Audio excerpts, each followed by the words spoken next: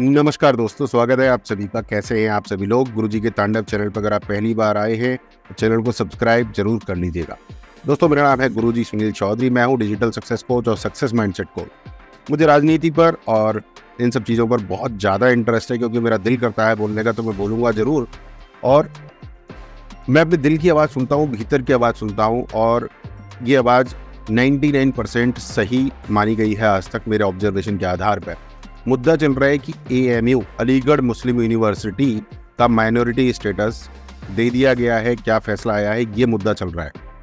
मैं इस मुद्दे पे तो बहुत कम बात करूंगा, बट और भी बहुत सारी बातें मैं आपसे करना चाहता हूँ। नंबर 1, जो सुप्रीम कोर्ट का जो फैसला आया है कि AMU को माइनॉरिटी स्टेटस नहीं दिया गया है। माइनॉरिटी स्टेटस कब दिया जाना चाहिए, उसके क्या मायने होते हैं, किस आधार पर दिया जाना चाहिए, उसके लिए एक रास्ता खोला गया है। राइट, सिर्फ इस बात पर माइनॉरिटी स्टेटस ना देना कि वो एक एक्ट के आधार पर कोई संस्था बनी थी, इस चीज को खारिज किया गया है। अभी तक ये फाइनल डिसीजन सुप्रीम कोर्ट का नहीं है कि AMU एक माइनॉरिटी इंस्टीट्यूशन है। बाकी आगे क्या होगा ये पता नहीं है। पर दोस्तों, मेरा सवाल आपसे है, मेरा सवाल बड़ा सवाल ये है कि आप कमेंट करके जरूर बताना कि जब हमारा देश 1947 में आजाद हुआ, तो आजाद होने के क्या मायने थे, क्या मीनिंग क्या होता है आजाद होने का। राइट, पहले हमारे देश पर मुसलमान आए, मुगल आए, उन्होंने कब्जा किया। यानी उससे पहले कोई सिस्टम चलता था हमारे देश में, वो सिस्टम हम भूल जाएंगे क्या, या उसको वापस लाएंगे? अंग्रेज आए, अंग्रेजों ने बहुत सारे सिस्टम बदले, फिर हमें आजादी मिली, तो आजादी के बाद हम कौन सा सिस्टम चालू करेंगे, ये भी सोच विचारने की बात है। यानी 700-800 सालों में जो हमारी हिस्ट्री, जो हमारी कल्चर की बैंड बजी, क्या हम उसे वापस नहीं लाएंगे? हमारा देश भारत सनातन, पहले भारत सनातन था, फिर मुगल आए, फिर अंग्रेज आए, तो उन्होंने दुनिया भर के चर्च बनाए, दुनिया भर की मस्जिद बनाई। मान लिया, ठीक है, हम उनको दे सकते हैं, बट क्या हमें देश आजाद होने के बाद वापस अपनी जड़ों में नहीं जाना चाहिए? वापस हमें अपनी सनातन सभ्यता को एकदम मजबूत नहीं करना चाहिए? सब कुछ तो जबरदस्ती थोपा गया था। अगर 1947 में आज़ादी मिल गई है और आज़ादी मिलने के बाद भी हम पुरानी बातों को ही मान रहे हैं, तो फिर हम आज़ाद कहाँ हुए?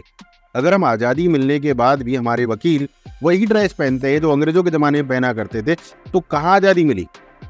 अभी भी बहुत सारे सिस्टम हमारे अजीब और गरीब हैं, बट कोई भी सरकार, कोई भी पार्टी खुलकर नहीं बोलती, क्योंकि शायद वोट बैंक बीच में आ जाती है।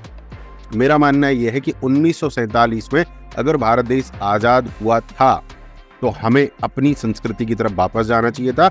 उन सब चीज़ों को देश में से हटाना चाहिए था जो हम आज़ाद नहीं थे तो हमारे देश में हुई थी।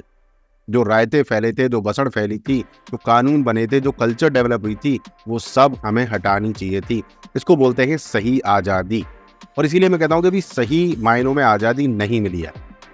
अभी भी हमारे वकील वही ड्रेस पहनते हैं जो अंग्रेजों के ज़माने में पहनते थे। अंग्रेज आए, उन्होंने हमारी ज़मीन पे चर्च बनाए।